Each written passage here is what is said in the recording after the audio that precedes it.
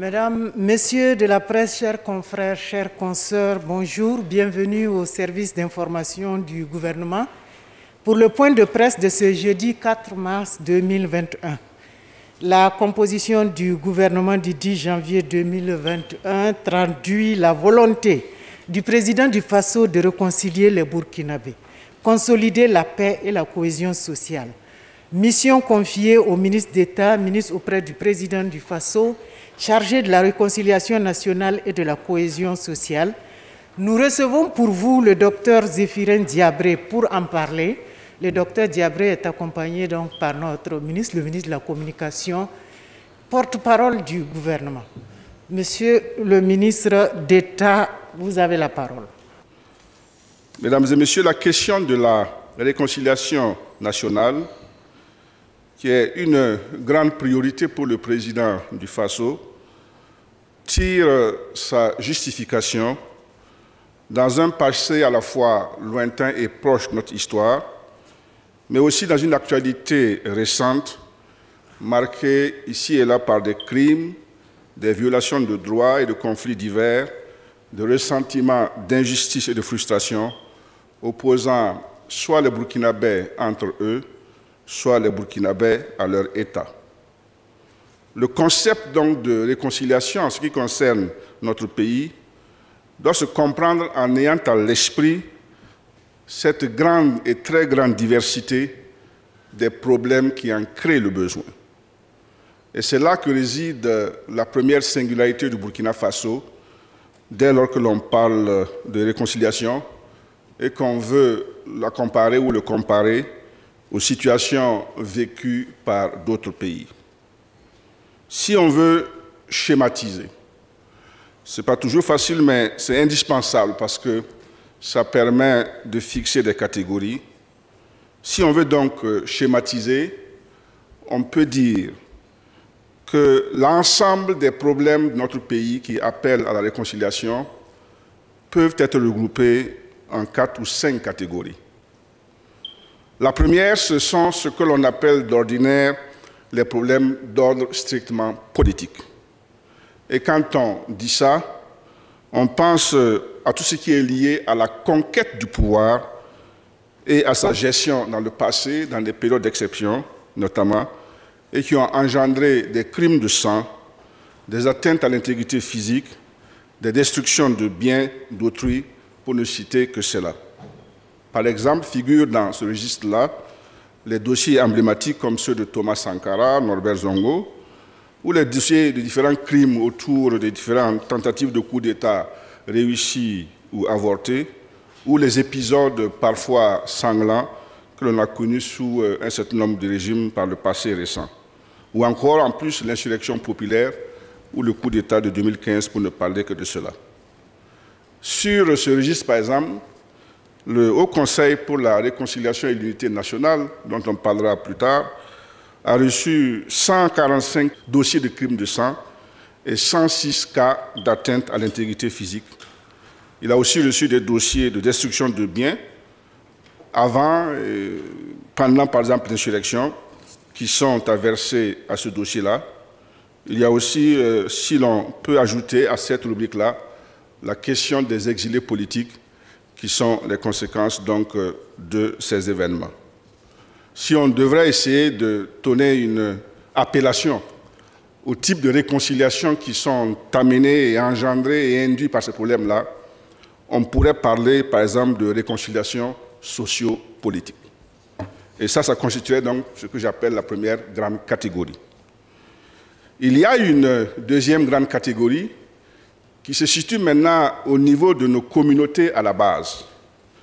Et là, je fais référence à la panoplie des conflits communautaires qui sont peut-être moins spectaculaires et moins visibles que ceux que j'ai évoqués plus haut, mais qui sont autant, sinon davantage, plus perfides, qui ont endeuillé et continuent d'endeuiller le pays et nos communautés et de dresser des Burkinabés les uns contre les autres. Une lecture transversale, par exemple, des dynamiques conflictuelles qui sont de nature communautaire au Burkina Faso permet de distinguer 9 à 10 types de conflits. Il y a des conflits qui sont liés au statut de la terre et à la concurrence des normes. Il y a des conflits qui sont liés à l'exploitation agricole et pastorale, ce qu'on appelle souvent les conflits éleveurs-agriculteurs. Il y a les conflits de leadership ou de légitimité, et une grande région de notre pays en donne actuellement un exemple. Il y a des conflits liés à l'exploitation des ressources minières, parce que dans ces zones-là, des populations et des communautés se dressent parfois contre ce qui se passe. Il y a des conflits relatifs au lignage et aux hiérarchies sociales. C'est un domaine très sensible, mais vous me comprenez bien, parfois, dans nos communautés, il y a un certain nombre de considérations qui divisent les uns et les autres et qui amènent parfois, ou qui amènent des conflits violents. Il y a des conflits d'ordre religieux, interreligieux et intra-religieux, et il y a des conflits liés aux appartenances communautaires, pour ne pas le dire de manière beaucoup plus crue, des conflits qui opposent des ethnies les unes aux autres.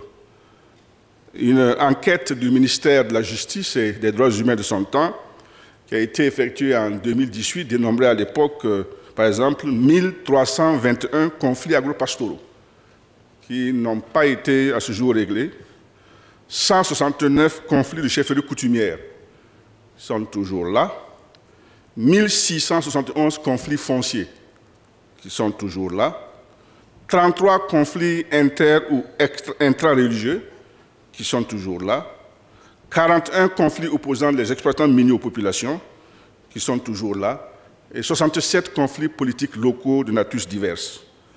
Tous ces conflits-là ont entraîné des drames qui n'ont peut-être pas souvent été couverts par la presse, même méconnue d'elle, et ont divisé profondément des communautés à la base et créent aujourd'hui un problème pour notre cohésion sociale à ce niveau-là. Là, on pourrait, par exemple, pour continuer sur la lancée de la catégorisation, dire que le besoin de réconciliation ici est un besoin de réconciliation que l'on peut appeler communautaire, mais là aussi, il faut le mettre au pluriel au regard de la diversité des questions qui sont posées. Troisièmement, la situation de terrorisme que vit notre pays draine un lot important de problèmes qui ont créé et créent des besoins de réconciliation. Des citoyens burkinabés, nos frères, ont pris des armes contre nous, leurs frères et leur patrie. Ils l'ont fait dans leur propre communauté et ils l'ont fait contre la nation entière. Ça pose, qu'on le veuille ou non, un problème de réconciliation et on y viendra tout à l'heure. Mais à côté de cela, les rapports même communautaires, séculaires ou multiséculaires qui étaient là ont été brisés justement par des affrontements liés donc à l'intrusion des terroristes chez nous. Et on a vu ce qui s'est passé récemment à Yirgou, à Barsalgo et à d'autres endroits. Ce sont des conséquences de l'arrivée de leaders terroristes dans notre pays et ça pose des problèmes de réconciliation entre communautés. D'ailleurs, cette situation aussi de terreur a engendré la stigmatisation et le repli communautaire qui sont des questions importantes qu'il faut résoudre. Elle a entraîné une communautarisation de la sécurité et on voit que ça se traduit parfois par des conflits entre groupes dits d'autodéfense ou groupes socio-culturels d'autodéfense et ça pose des problèmes de réconciliation. Elle a enfin réussi, hélas parfois, à semer même la méfiance entre certaines populations et nos forces de défense et sécurité et alimentée par des épisodes autour desquels il y a un certain nombre d'accusations qui, bien entendu, appellent des efforts de réconciliation. L'ensemble de ces éléments de ce groupe-là appellent des efforts de réconciliation que l'on pourrait, pour continuer un peu sur la caractérisation que je vous ai proposée, parler de réconciliation sécuritaire. Certains aspects, d'ailleurs, se ramènent à des questions communautaires.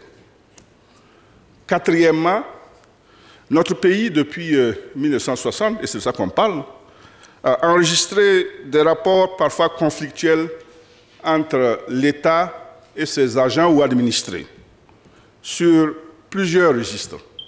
Par exemple, sur le registre de la gestion des carrières individuelles. vous, certains, ici, là, fonctionnaires de l'État, ont eu parfois le sentiment que certaines décisions qui ont été prises relativement à leur carrière l'ont été de manière ou teintées d'injustice ou de volonté de brimade ou même peut-être de règlement de comptes politiques.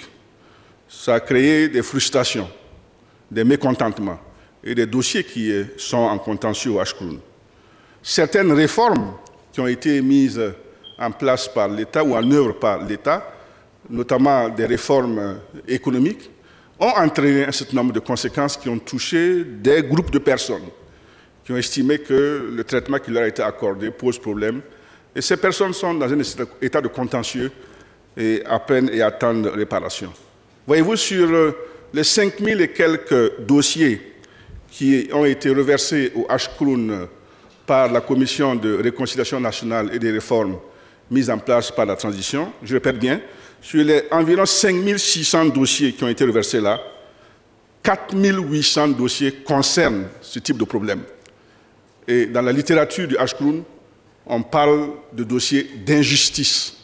Et il y a donc là autant d'individus avec leur famille et leur entourage qui estiment que quelque chose de mal a été fait contre eux et qu'il faut donc le réparer, ou que des règlements de justice ont été pris et n'ont pas été soldés en leur faveur. Le fait même qu'on ait reversé au Ashkelon ces dossiers, que l'on pourrait apparenter à juste titre à des dossiers de contentieux administratifs, démontre bien que les autorités de l'époque ont souhaité que leur règlement scelle définitivement la retrouvaille entre la nation et celles et ceux de ses fils qui estiment avoir été administrativement brimés. S'il fallait continuer dans notre caractérisation des différentes formes de réconciliation, on pourrait parler ici de réconciliation administrative. Enfin, cinquièmement, et ça c'est beaucoup plus général et diffus, et ça ressortait très fortement dans les concertations initiales que j'ai eues avec un certain nombre de leaders d'opinion à Ouagadougou ou en province. Je dis cinquièmement, il y a le ressenti des insuffisances de la gouvernance globale de l'État, notamment dans sa dimension de gestion du développement et d'administration de la justice. Ça pose un problème auquel il faut apporter une grande attention. Des groupes sociologiques et des territoires, par exemple, posent la question de l'équité dans la manière dont la gouvernance de ce pays est faite, dans la manière dont le développement est fait, des questions d'équilibre, d'équité entre régions, d'équité et d'égalité entre catégories de population. Et là se pose clairement un problème de réconciliation entre l'État et ses citoyens. Comme vous le voyez, la liste des problèmes qui appellent à la réconciliation est donc très longue et très variée, et c'est ça la singularité de la question de la réconciliation au Burkina Faso. D'autres pays ont connu des problèmes de réconciliation qui tournent autour de drames, parfois d'une nature unique. Je ne vais pas citer. Eux, leur problème, c'est cela. Nous, c'est un ensemble et un faisceau de problèmes qui appellent donc à la réconciliation. Donc, contrairement à ces pays-là, le Burkina Faso n'a pas un problème de réconciliation, mais plusieurs problèmes de réconciliation qui touchent à tous les aspects de notre vie en commun. C'est donc chez nous une question transversale. Et c'est la résolution de tous ces problèmes-là qui va contribuer à raffermir notre cohésion sociale. Et donc c'est en les résolvant que nous pouvons sceller une réconciliation nationale. Une première prise de conscience de cela avait conduit à la mise en place sur pied du Collège de Sages, que vous connaissez bien, 2 décennies plus tard, au lendemain de l'insurrection populaire des 30 et 31 octobre, le régime de la transition a fait le constat de la persistance, voire même de l'exacerbation des problèmes que nous venons d'évoquer plus haut, et a mis en place une commission de réconciliation nationale et des réformes, présidée par Monseigneur Paul Ouedraogo. Cette commission a refait le recensement des crimes et problèmes appelant à la réconciliation. Il faut d'ailleurs dire au passage que beaucoup de dossiers, sinon même la totalité des dossiers qui avaient à un moment donné été traités par la journée du pardon, se sont retrouvés à nouveau reversés donc à cette commission-là, de l'initiative donc des victimes qui ont estimé que la première démarche ne leur avait pas donné satisfaction. C'est dire donc que la décision de son Excellence, Monsieur le Président du Faso, Roch Marc Christian Kaboré, de nommer à l'entame de son second mandat un ministre d'État chargé de la réconciliation nationale et de la cohésion sociale, ouvre la voie à ce qu'on pourrait appeler la troisième tentative de notre pays pour régler définitivement ce problème, afin que le Burkina Faso puisse repartir sur de nouvelles bases.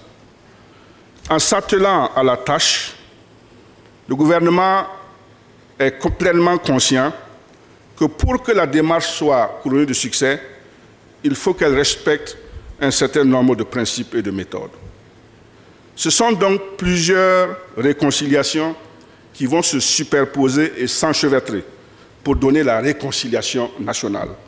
Et c'est le lieu pour moi de redire de la manière la plus forte possible, à vous, les tenants donc du passage de l'information aux citoyens, que la question de la réconciliation ne peut pas se limiter dans notre bouche ni dans notre esprit à sa simple et seule dimension politique, même si celle-ci est éminemment importante parce qu'on sait que dans la vie d'une société, c'est le politique qui donne le là. Deuxièmement, il va de soi que pour que ce processus-là aille à son bon terme, il faut qu'il soit participatif. Le gouvernement n'a jamais eu la prétention d'avoir la science infuse sur la question. Il a besoin d'enrichir sa connaissance des choses en écoutant les citoyens et en écoutant le peuple. C'est du reste pour cela que, dès ma nomination et sur l'instruction de son Excellence, Monsieur le Président du Faso, j'ai entamé ce que j'appelle une série de premières concertations ciblées. Troisièmement, nous concevons la réconciliation comme un processus, non pas comme un simple acte unique et isolé. C'est un processus dans lequel nous sommes en train de nous engager. Bien entendu, il sera ponctué de ce que je peux appeler des actes et des moments très solennels. J'ai dit tantôt que l'on a parlé d'un forum de réconciliation nationale, qui, bien entendu, doit avoir lieu à un moment donné. Mais vous savez, le problème des forums de réconciliation, que ce soit ici ou ailleurs, il est celui-là. Quel est le bon moment pour l'organiser dans le processus? L'idéal aurait été d'attendre de résoudre l'ensemble des problèmes de réconciliation pour ensuite le célébrer. Ce n'est pas possible. Mais en même temps, le faire un peu trop en amont, ça pose problème. Il faut donc le faire à une date que l'on choisit en fonction d'un certain nombre de paramètres. Mais la réconciliation ne se limite pas à un forum. C'est toute une démarche, et notamment dans le cas du Burkina Faso, c'est plusieurs démarches. Même si le forum sera l'occasion de faire une halte, de sceller quelque chose, de prendre des engagements pour pouvoir aller plus en avant. Quatrièmement, dans tout ce que nous serons amenés à faire,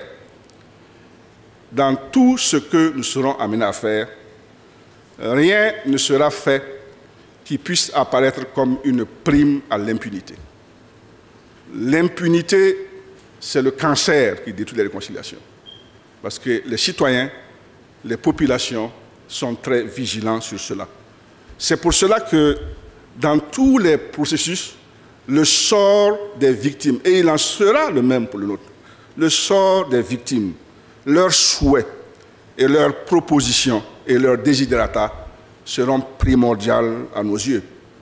Cinquièmement, vous avez beaucoup entendu parler du triptyque vérité, justice et réconciliation. À plusieurs occasions, même avant que je n'exerce ces fonctions-là, j'ai dans d'autres incarnations réaffirmé mon attachement à ce principe. Ici aussi, pendant que nous conduisons cette démarche-là, ce triptyque-là reste notre boussole. Mais une boussole a trois composantes qu'il faut savoir maintenant gérer en fonction des situations, des dossiers et des circonstances. c'est la dynamique de mise en œuvre de la réconciliation qui permettra un peu de savoir comment est-ce que ces trois aspects-là seront gérés. Par exemple, au niveau de la justice, elle a plusieurs manières d'être rendue. Toutes ces manières-là seront examinées, puisque ce que nous souhaitons, c'est d'arriver à une réconciliation acceptée par les différentes parties. Si une forme de justice acceptée par les parties en question peut permettre d'arriver là où nous arrivons, on va y aller. Enfin, les mécanismes de réconciliation, et j'avais commencé à illustrer ça, et je pèse mes mots, les mécanismes de réconciliation qui vont être mis en œuvre là seront conçus de manière contingente et de manière endogène. Contingente pour tenir compte des particularités, des problèmes et des situations. Et je vais illustrer mon propos par un exemple. Actuellement, nous vivons une situation difficile en pays gourmand. Le peuple du gourmand est divisé en deux blocs. À la suite, par exemple, des désignations des chefs des rois. Et vous connaissez bien la situation. Une question comme ça ne se résout pas de la même manière que se résout un conflit foncier en pays boaba. Je suis dans la continuation donc des rencontres ciblées, qui sont en fait des rencontres d'initiation pour me permettre aussi de me mettre en jambe, pour reprendre une expression des cyclistes. Mais pendant qu'elles se poursuivent, et puisque c'est un dossier sur lequel il faut mener plusieurs choses en même temps et de front, pendant qu'elles se poursuivent, d'autres travaux sont en cours. Par exemple, sur le plan stratégique, il nous faut avoir en notre possession les instruments de pilotage stratégique. Ils sont au nombre de 4. Il y a ce qu'on peut appeler la stratégie nationale de réconciliation. C'est un processus, il faut l'écrire. Et écrire une stratégie pour un État, c'est des étapes techniques à passer, avec notamment un certain nombre d'institutions et d'instruments à mettre en place, surtout le concours des bailleurs de fonds. Il y a par exemple, et pas par exemple, il y a aussi la stratégie de cohésion sociale qui, elle, va nous permettre d'avoir un instrument pour baliser un peu toute la suite, même au-delà du forum et pendant des années. Ce document, par exemple, ou ce projet est déjà en cours, puisque le document appartenait à faire la partie de cette partie de ma mission-là était déjà gérée par un autre ministère et avec des partenaires au développement. Des réflexions sont déjà en cours et un premier jet est là. Il faut donc le finaliser. Il y a aussi la question de la stratégie de la lutte contre l'extrémisme violent. Ça aussi, c'est déjà en cours, mais il faut le finaliser. Et puis, il y a un quatrième document qui, justement, est celui qui va être le symbole de la manière dont nous scellons notre réconciliation. C'est qu'il faut que nous rédigions un nouveau pacte républicain pour consacrer notre vivre ensemble. En tant que Burkinabé, en disant, voilà en tant que nation, ce que nous sommes, ce que nous avons comme problème et la manière dont nous voulons évoluer ensemble. Nous sommes dans l'optique d'organiser des concertations locales. On ne sait pas trop quel est le niveau qu'il faut leur donner. Est-ce qu'on se limite à la région? Est-ce qu'on va à la province? Vous savez, c'est un travail en construction. Est-ce qu'on va même, comme certains disent, il va aller jusqu'à la commune? Mais l'essentiel, ce n'est pas ce niveau. L'essentiel, c'est ce qu'on attend de ces concertations. En fait, c'est de repartir à la base, d'écouter le peuple et de continuer à recenser zone par zone les différents conflits latents qui sont là, les conflits non éteints, les conflits qui ont divisé les communautés, et de recueillir des uns et des autres leurs avis et leurs conseils sur la manière de les prendre en charge.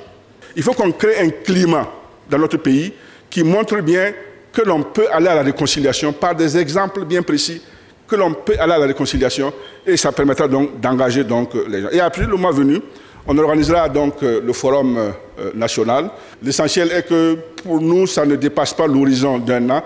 Le temps quand même qu'on fasse un certain nombre de choses et que l'on ait des résultats qui montrent bien que l'on va donc à la réconciliation. Et le forum sera d'ailleurs l'occasion aussi de réinventer des choses, de prendre des déterminations, des recommandations, des décisions qui peuvent même avoir des caractères législatifs par la suite, de mise en œuvre, et tout cela va contribuer donc à la réconciliation. Ces différentes actions et d'autres que je ne dis pas ici, bien entendu, seront préalablement examinées et approuvées donc, par le Conseil de ministres lorsque le dossier donc, sera donc soumis à un examen et je pense pouvoir le faire bientôt. La démarche est à son stade initial et s'organise pas à pas en suivant donc les instructions de leur Excellence, Monsieur le Président du Faso et Monsieur le Premier ministre. Mais je puis d'ores et déjà vous dire que leur sentiment est que pour réussir ce grand pari national, aucune contribution ne sera de trop.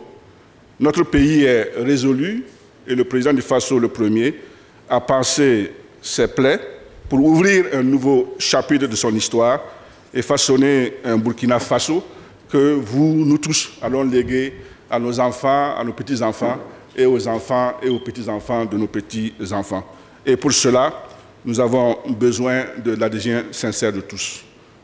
Idrissa Birba, je suis du journal Le Quotidien. Monsieur le ministre d'État, je reviens sur le triptyque vérité, justice, réconciliation. Il semble être la mode. Si on vous demandait de choisir entre ces trois mots, c'est-à-dire vérité, justice, réconciliation, lequel de ces mots vous allez mettre en avant dans votre démarche? J'ai envie de vous demander, depuis que vous avez pris service, est-ce que vous avez une idée des dossiers de crimes de sang qui sont en justice actuellement? Parce qu'il faut aussi reconnaître qu'il y a certains dossiers de crimes de sang qui n'ont pas eu de plainte, on n'a pas déposé de plainte. Mais actuellement, est-ce que vous pouvez faire un point sur les dossiers de crimes de sang qui sont en justice? Bon, en dehors justement des dossiers emblématiques connus, Thomas Sankara, Norbert Zongo, etc. Ensuite, je vais revenir sur un peu la justice transitionnelle. Ça aussi, c'est un peu à la mode actuellement. Est-ce qu'elle aura une place dans votre démarche actuellement? Bonjour, Monsieur le ministre. Je parle au nom de Sam Mednick, correspondant de Associated Press. Donc, la première question, c'est que vous avez dit que toutes les guerres se négocient autour de la table. Toutes les guerres, du moins, se résolvent autour de la table. Maintenant, le gouvernement dit ne pas avoir négocié et qu'il ne négocie pas avec les terroristes. Est-ce que vous comptez négocier avec les terroristes? La dernière question, c'est qu'il paraît qu'il y a des djihadistes qui reviennent, mais il n'y a aucun système qui travaille à la réconciliation et à l'intégration de ces personnes-là, selon les gens à qui elle a parlé. Donc, quel est le plan du gouvernement pour la réconciliation et la réintégration de ces personnes dans les communautés où ils reviennent? Merci. Ok. Zango Karim, Radio Optima. Monsieur le ministre, nous avons constaté que dès que vous avez été nommé, vous avez décidé de retirer votre plainte contre M. Simon Compaoré sur la question de Tranquillos. Qu'est-ce que cela sous-tend concrètement? Vous qui êtes le ministre en charge de la réconciliation, ça veut dire beaucoup de choses. Vous avez parlé des syndicats et des OSC, plusieurs en tout cas personnes qui doivent entrer justement dans cette danse pour aboutir à la réconciliation. Moi, je voudrais parler de la question de l'UTS. Vous connaissez bien la position des syndicats sur la question, qui disent que la seule condition pour qu'on puisse se retrouver autour d'une table avec le gouvernement, c'est la suppression pure et simple de l'UTS. Qu'est-ce que vous, en tant que ministre de la Réconciliation, chargé de, en tout cas, créer cette entente entre le gouvernement et les syndicats, vous avez à dire sur cette question de l'UTS? Maintenant, on a vu que vous avez aussi parlé des exilés politiques. J'aimerais plus de clarification. Qu'est-ce que le retour des exilés politiques peut apporter concrètement dans l'aboutissement du chemin de la réconciliation? Expliquez-nous de manière claire. Sur la question ou le triptyque vérité, justice, réconciliation, si vous deviez choisir un mot, quel serait le plus important pour vous? Mais justement, ce n'est pas ni à vous ni à moi de choisir quelque chose là. C'est au parti en cause de choisir. Bon, oubliez ça. Un problème de réconciliation qui oppose des gens, c'est eux qui choisissent. Dans le triptyque, là, ce qui peut leur permettre que ça s'arrange. Nous, on ne peut que inciter, recommander et mettre à disposition. Donc, je n'ai pas de préférence à avoir. Si une victime dit je veux, par exemple, la vérité, ça me suffit. Moi, je suis avec lui pour ça. Mais si une victime dit, ah, vraiment, moi, il faut que j'ai la justice, l'État ne peut pas l'obliger à renoncer. On peut le conseiller, on peut lui expliquer qu'il y a d'autres formes de justice. Mais si la victime tient à ça, comment voulez-vous qu'un gouvernement puisse vous dire, non, la lui sert pas? Ce n'est pas possible. Donc, il ne nous appartient pas, nous, de choisir. Il nous appartient certainement de faire en sorte que les éléments du cocktail soient disponibles sur ces différentes questions-là.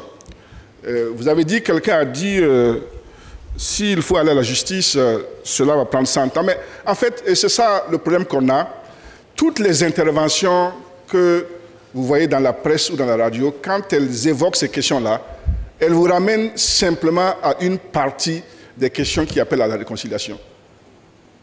Mais je vous dis, il y a une pluralité de problèmes. Ça dépendra donc des sujets en question. Si vous prenez par exemple la question des crimes de sang, et vous m'avez demandé, est-ce que j'ai une idée des dossiers de crimes de sang? Non, je n'ai pas le nombre. Mais ce que je sais comme vous, c'est que ce sont des dossiers qui doivent être traités en ayant d'abord à l'esprit, alors comment dire ça, leur justiciabilité. Si une plainte a été déposée en justice, la justice s'en occupe. Mais s'il n'y a pas de plainte, ce n'est pas un dossier que la justice peut traiter. Combien y a-t-il de plaintes? Combien il n'y en a pas? Je ne suis pas à même aujourd'hui de vous le dire, même si je peux par la suite trouver les éléments d'information. Donc, ne seront soumis à la justice que les dossiers ayant fait l'objet d'une plainte et donc qui sont enrôlés d'une procédure. Pour le reste, forcément, ça sera peut-être sans aucun doute une autre formule. Mais par exemple, même s'il n'y a pas la justice, il y a la vérité que certains veulent savoir, s'agissant uniquement des crimes de sang. Mais il y a d'autres sujets pour lesquels aussi d'autres formules sont tout à fait possibles. Est-ce que nous avons pensé à la justice transitionnelle? Bien entendu. Et là encore, ça dépendra des dossiers. Et d'ailleurs, je crois que beaucoup de dossiers communautaires vont s'arranger ou se traiter sur la base de ce que j'appelle une justice transitionnelle traditionnelle. Parce qu'il y a des formes de justice dans nos terroirs ou de concertation, de conciliation qui permettent de régler ces questions-là. Et justement, on va les encourager, on va encourager les gens à aller vers là.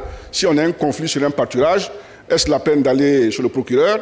Si ça peut se régler devant le chef de village, selon une procédure bien établie et bien connue, et que ça coûte 2 moutons et 3 chèvres, peut-être que ça permet de régler les questions-là plutôt que de les amener au niveau de la justice et que ça va traiter. Donc les justices transitionnelles, bien entendu, seront mises à profit, y compris aussi pour les dossiers qui posent le plus de problèmes là, mais tout dépendra de la disponibilité d'esprit donc des protagonistes. Le chronogramme, alors, c'est clair, comme j'ai dit, c'est long, mais ça dépend de quel aspect on prend. Si vous parlez de toutes les réconciliations sur tous les problèmes, on n'en aura jamais fini. Le deuxième a dit, vous avez dit que toutes les guerres se terminent autour d'une table. Je n'ai pas dit ça aujourd'hui ici, mais il me semble avoir dit ça il n'y a pas longtemps. Là, je reconnais. Effectivement, que ce soit à l'Occident ou en Asie ou en Afrique, ou même dans nos cultures, toutes les guerres se terminent autour d'une négociation, puisque toutes les guerres se sont achevées par des réconciliations. Et quand on se réconcilie, c'est autour d'un banquet. Mais là, vous posez maintenant la question en me disant, est-ce à dire que nous sommes en train de négocier avec les terroristes? Non. Nous ne négocions pas et nous ne négocierons pas avec des terroristes. En tant que nation burkinabé, nous avons nos frères, nos enfants, qui ont été embrigadés, endoctrinés, influencés, commis à l'erreur et qui ont été amenés à prendre les armes contre leur patrie. Ils l'ont fait souvent sur la base de frustration, sur la base de manque, sur la base de considérations liées au clan ethnique dont ils appartiennent, sur la base du fait qu'ils reprochent à l'État de ne pas avoir apporté le développement chez eux. Ce sont des choses qui peuvent se gérer. Mais en tant que nation, il est de notre devoir de ramener nos enfants à la maison. C'est ça qui sera fait. Quand on parle de stratégie là, de cohésion sociale là, c'est tout ça et les plans d'action qui vont prendre tout cela en compte. Mais si on peut déjà avoir des pilotes qui peuvent nous amener à ces résultats-là, c'est prenant. Et c'est l'occasion pour moi de lancer un appel très solennel à tous ces jeunes Burkinabés qui ont été à un moment donné, manipulés au point de perdre leur raison et de prendre les armes contre leur mère patrie, je les lance au nom du gouvernement un appel pour qu'ils déposent les armes, qu'ils reviennent à la patrie. Ils n'ont pas deux patries, leur patrie c'est le Burkina Faso. S'ils se trompent, leur avenir sera compromis.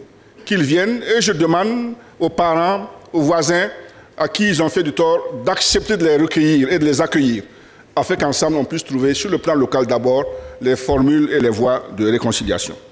Troisième intervenant a parlé de la plainte contre Simon Compaoré. Oui, ça c'est une décision d'abord individuelle. Mais vous n'êtes pas sans savoir que la relation politique entre la famille de Simon Compaoré et la mienne a évolué. Nous étions dans une situation d'opposition. Aujourd'hui, nous sommes ensemble dans la même majorité. Il est donc bon ton pour moi de ne pas avoir un rapport envenimeux avec quelqu'un sur cette base-là. Deuxièmement, vous ne savez pas quelle dynamique il y a par rapport même à la question qui a amené ça. Notre parti, en son temps, avait connu un certain nombre de problèmes. Des camarades avaient pris des postures, mais vous ne savez pas ce qui est en train de se passer à ce niveau-là. Ça, c'est important. Mais ce que j'ai fait là, c'est un acte individuel. Ça n'enlève en rien et ça n'entache en rien le pouvoir de la justice de continuer si elle veut. Ça, c'est son affaire. La question des exilés politiques, oui, mais vous connaissez bien les exilés politiques. Il y a des Burkinabés qui, à l'occasion donc des différents épisodes, ont quitté notre pays, comme le font tous les pays. Quand on a des exilés politiques, on gère la question. Et s'ils veulent revenir, on leur dit dans quelles circonstances ils peuvent revenir et rentrer à la maison. Et j'imagine que quelqu'un qui est exilé hors du Burkina Faso a sans aucun doute l'envie de rentrer chez lui. Même vous, quand vous voyagez en mission, je sais qu'au bout de 2 semaines, le poulet flammé de Ouagadougou vous manque, vos amis vous manquent, vous voulez rentrer. Voilà. Donc c'est ça aussi.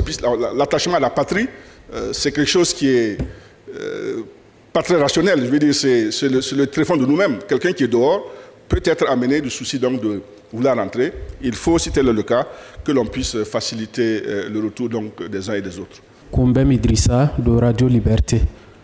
Alors, je vous remercie, Monsieur le ministre. Alors, vous avez répondu tout dernièrement à une question. Je commence par un commentaire par rapport à la question de Monsieur Birba. Entre le mot vérité, justice et réconciliation, vous avez dit qu'il appartenait aux victimes de choisir ceux dont elles ont besoin afin que vous les accompagniez dans ce sens. Alors, moi, j'ai un petit problème à ce niveau parce que quand sera-t-il alors des dossiers qui ont une certaine ampleur, qui dépassent le cadre des victimes directes? Je veux parler par exemple du dossier Thomas Sankara, Norbert Zongo, Dabo Boukari, l'insurrection.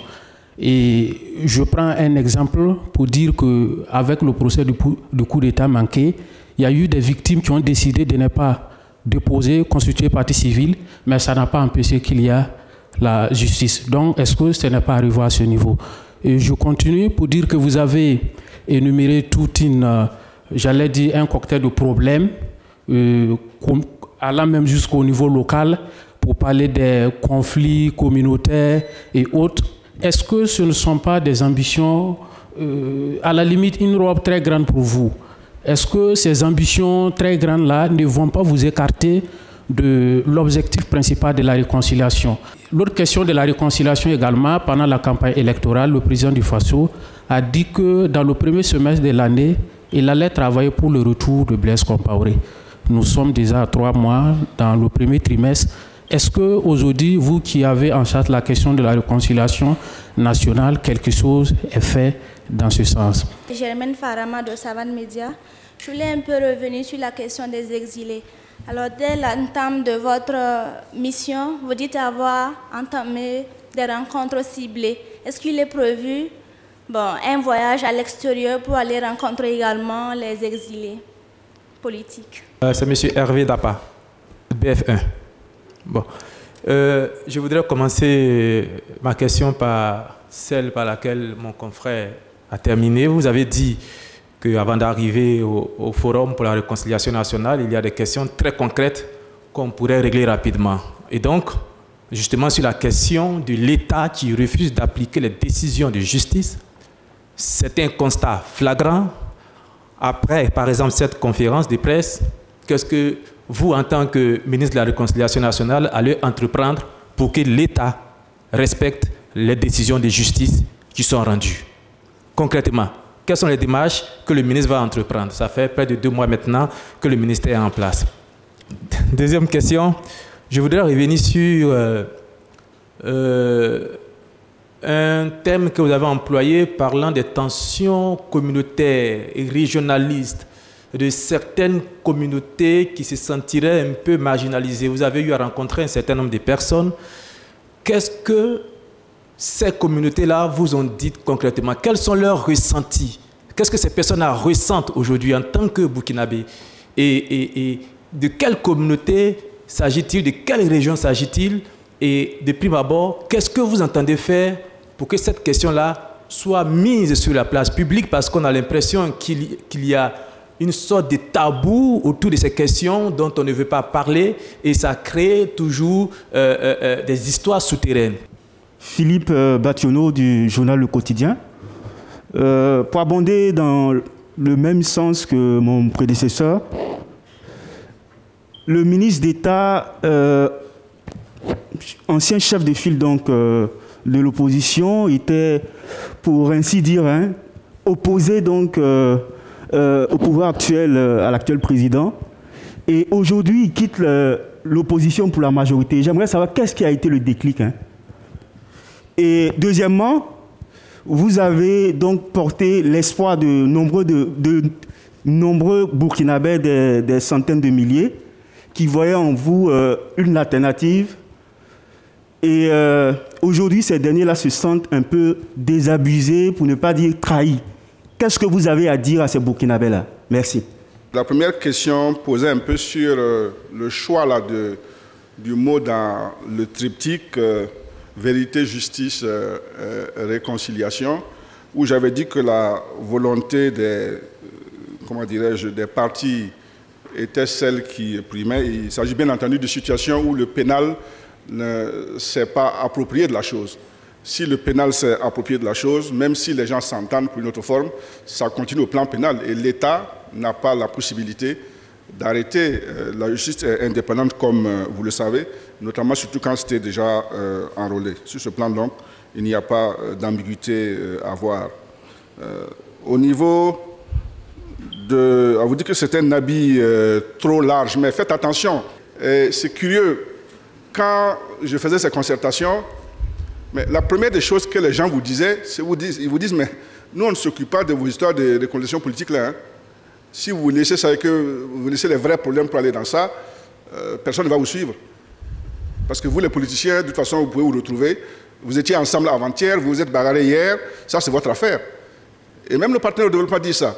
Donc non, toutes les dimensions, même si c'est énorme, c'est ça qu'il faut avoir à l'esprit. Et je dois vous assurer que dans beaucoup de cercles, quand on parle de la question de la réconciliation au Burkina Faso, c'est d'abord ce qui se passe sur le plan communautaire. Les gens ne voient pas autre chose, y compris des secteurs extérieurs, qui sont quand même nos partenaires de développement, et avec qui nous discutons. Et ils vous disent, mais nous, c'est d'abord ça parce que c'est là où la nation est en train de s'effondrer sous vos yeux, et vous ne voyez pas. Et pour vous, vous regardez simplement le retour de un tel, les embrassades publiques entre hommes politiciens, ça c'est votre affaire, disent-ils. Et ils ont raison. Parce qu'une nation, c'est plusieurs choses à la fois. Alors peut-être que quand on est à Ouagadougou, ou comme ce n'est pas médiatique, on ne s'en rend pas compte, mais faites attention. Les aspects communautaires doivent être sérieusement pris en compte. Sinon, regardez par exemple ce qui se passe au niveau du foncier. Si on ne fait pas attention, là, ça c'est une bombe qui va exploser. Et même les politiciens ont beau s'entendre, on va tous se réveiller un beau matin où le pays a feu à sang. Donc ce sont des questions qu'il ne faut pas sous-estimer. Je ne suis pas, de ce point de vue-là, d'accord avec vous. Vous avez évoqué donc le retour de Blaise Compaoré et des exilés. Oui, c'est une question qu'il faut aussi traiter, puisque c'est une question qui fait partie du dossier. Et si, par exemple, on peut avoir une avancée sur ça, au moins ça peut décrisper une certaine ambiance, parce qu'on le veut aussi, une crispation politique n'est pas un bon environnement pour conduire un pays. Vous voyez, c'est à tous les niveaux. Une crispation communautaire ne fait pas avancer, mais une crispation politique aussi vous fait reculer parfois. Donc si ça peut être une chose qui décrispe l'ambiance politique, pourquoi pas, puisque c'est ça aussi qui permet à un pays d'avancer, même si ce n'est pas l'objectif, et je me répète, ultime et seul, donc, de la réconciliation. Madame a parlé donc des rencontres ciblées, oui. Je n'ai pas encore arrêté une date, mais il est clair que cette question aussi, pour la traiter, il faut bien rencontrer les gens. D'ailleurs, nous souhaitons faire actuellement un recensement, puisqu'il faut faire un recensement des exilés politiques de notre pays. Un pays doit savoir combien et qui sont ces exilés politiques. Il faut qu'on recense bien et qu'on trouve un moyen pour échanger. Mais quand on fait ça, je me répète, on ne donne pas une prime à l'impunité. On ne va pas pour faire des faveurs. On discute avec les gens pour leur dire les conditions dans lesquelles ils peuvent revenir. Ces conditions-là sont des conditions qu'ils doivent connaître à l'avance pour rentrer. Ils sont dehors pour quelque chose. C'est des raisons qui les ont amenés dehors. Donc, il est bon qu'il y ait un dialogue. On ne parle pas pour marchander ou faire je ne sais quel arrangement comme vous le pensez très souvent. Alors, vous dites au niveau de BF1, qu'est-ce que le ministre de la Réconciliation va faire pour que l'État puisse appliquer ses décisions de justice? Alors, quand vous aurez l'occasion de poser la question au ministre de la Justice, c'était beaucoup plus approprié. Mais si je dois réconcilier le gouvernement avec ceux qui sont concernés, je ne manquerai pas.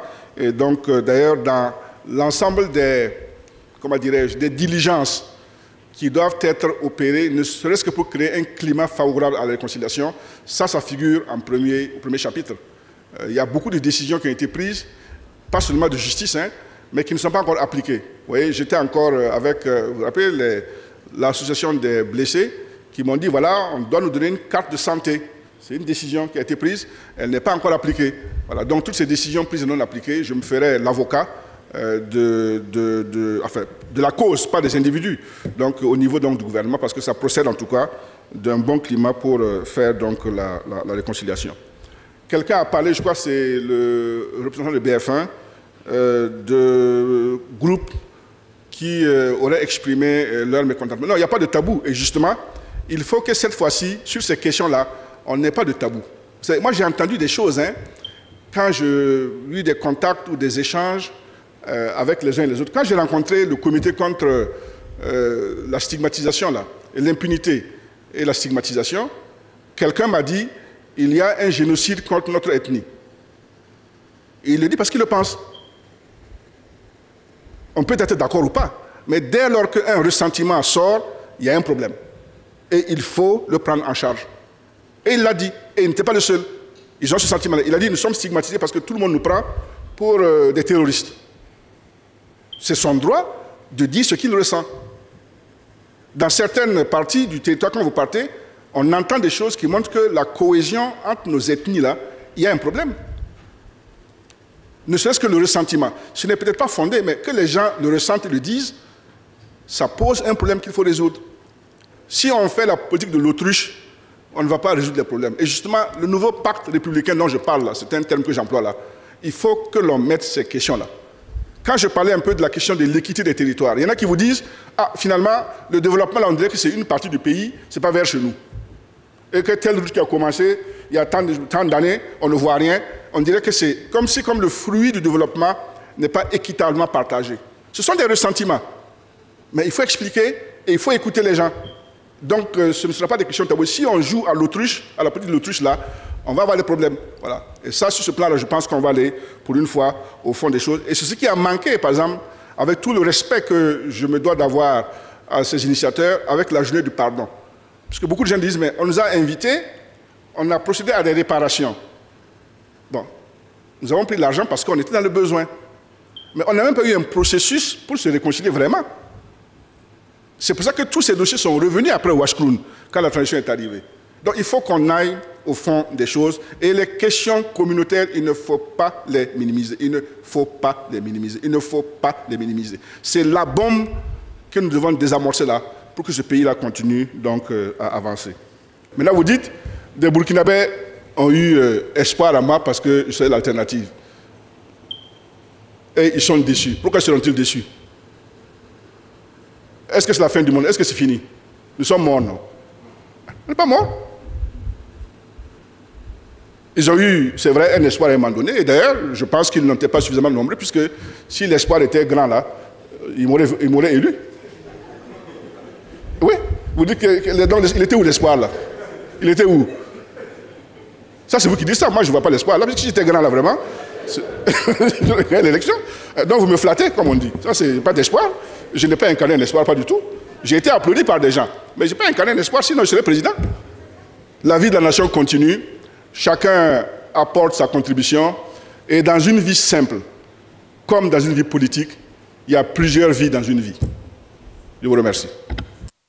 Question essentielle, question extrêmement sensible. C'est aussi la première sortie du ministre Diabré dans ce lieu, dans cet espace de rendez-vous du gouvernement avec la presse pour toujours rendre compte.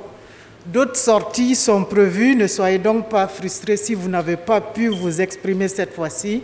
Le SIG s'y attelle. Mesdames, Messieurs de la presse, en votre nom à tous, je dis merci. Merci au ministre d'État, ministre auprès du président du FASO, chargé de la réconciliation nationale et de la cohésion sociale qui, dans un souci toujours de transparence dans l'action gouvernementale, a expliqué, a fait le point de la mission à lui confier. Le docteur Zéphirin Diabré reste disponible pour toujours échanger avec vous afin de vous permettre de mieux éclairer l'opinion nationale et internationale. Merci au ministre porte-parole du gouvernement, le docteur Ouseni Tamboura, qui a favorisé ces échanges. Bon retour dans vos rédactions. Prenez bien soin de vous pour prendre soin de tous.